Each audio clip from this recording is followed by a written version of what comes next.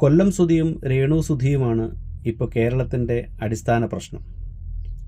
ലോകം യുദ്ധത്തെ നേരിടുന്ന സമയത്താണ് ഈ പ്രശ്നം സഫീന ബീവി എന്ന് പറയുന്ന ബ്ലോഗർ കിച്ചു എന്ന് പറയുന്ന സുധിയുടെ മകൻ്റെ ഒരു വീഡിയോ കോട്ട് ചെയ്തുകൊണ്ട് ആ പയ്യൻ ഭയങ്കരമായ ട്രോമ അനുഭവിക്കുന്ന ഒരാളാണ് എന്നൊക്കെ പറഞ്ഞു വരുന്നു.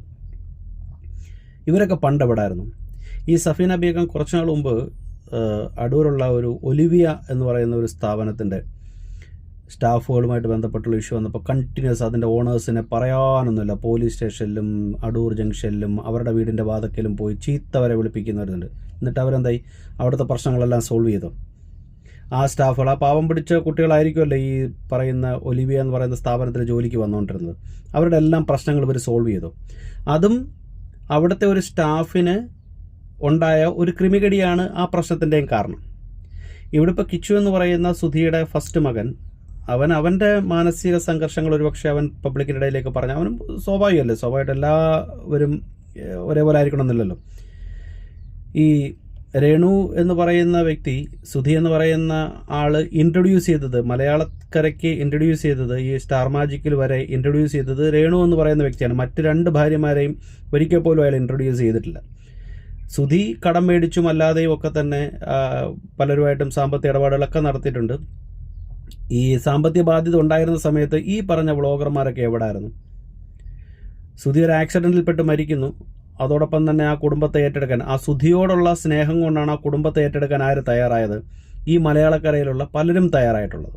അവരുടെ ചാനലുമായിട്ട് ബന്ധപ്പെട്ടിട്ടായാലും 24 ചാനലായാലും അതല്ലെങ്കിൽ മിമിക്രി ആർട്ടിസ്റ്റ് അസോസിയേഷൻ ആയാലും അതല്ലെങ്കിൽ മറ്റ് സന്നദ്ധ സംഘടനകളായാലും എല്ലാം തന്നെ.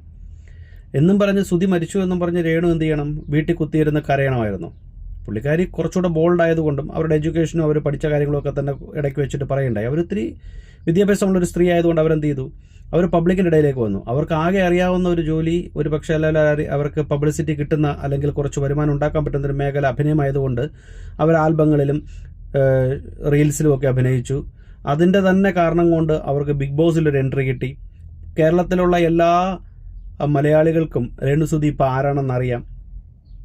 ആ ലെവലിലേക്ക് അവർ മാറി. ഇപ്പോൾ സ്വാഭാവികമായിട്ടും അസൂയ ഉണ്ടാവുക ചില്ലറയല്ല. ഇവരായപ്പോലും എന്തിനു വേണ്ടിയിട്ടാണ് ഇത് ചെയ്യുന്നത്? റീച്ച് കിട്ടുക എന്നുള്ള ഉദ്ദേശത്തോടെയാണ് ചെയ്യുന്നത്. ആ കുഞ്ഞിനോടോ അല്ലെങ്കിൽ അവരുടെ മറ്റു കുഞ്ഞുങ്ങളോടോ, അല്ലെങ്കിൽ രേണുവിന് വേറൊരു കുട്ടിയും കൂടെ ഉണ്ട് സുധിയിൽ, അപ്പോൾ ആ കുട്ടിയോടോ എന്തെങ്കിലും തരത്തിലുള്ള മമതയോ താല്പര്യമോ ഉണ്ടായിരുന്നുവെങ്കിൽ ഇങ്ങനെ അവരുടെ പേഴ്സണൽ കാര്യത്തിൽ ഇടപെടാൻ ഇവരെ പോലുള്ളവർ പോവില്ല അല്ലേ? മര്യാദ ഉള്ളവർ പോവില്ല. ഇവളുടെ ഒക്കെ കുഴപ്പം കൊണ്ടാണ് അവൾ തുണി അഴിച്ചിടുകയോ അഴിക്കാതിടുകയോ അവൾ തുണി ഇടാതെ നടക്കുകയോ, ഇതൊന്നും മലയാളികളെ സംബന്ധിച്ചിടത്തോളം പ്രശ്നമല്ല. പക്ഷേ ഇവരെ സംബന്ധിച്ചുള്ള അതൊരു ഭയങ്കര പ്രശ്നമാണ്. അവർ പറയുന്നത് ഇനി വരുന്ന അവരുടെ ഗൾഫിൽ നിന്നൊക്കെ വരുന്ന സമയത്ത് അവരുടെ ബാഗൊക്കെ ചെക്ക് ചെയ്യണമെന്ന്. ചെക്ക് ചെയ്യണം.